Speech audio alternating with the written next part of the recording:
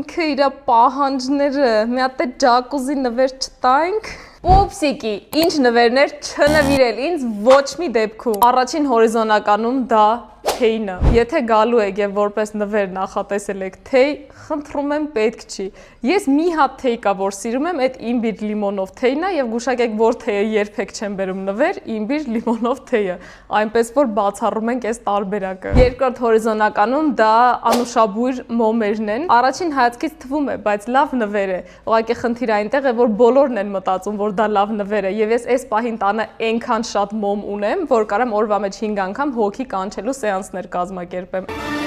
Ամեն, արի։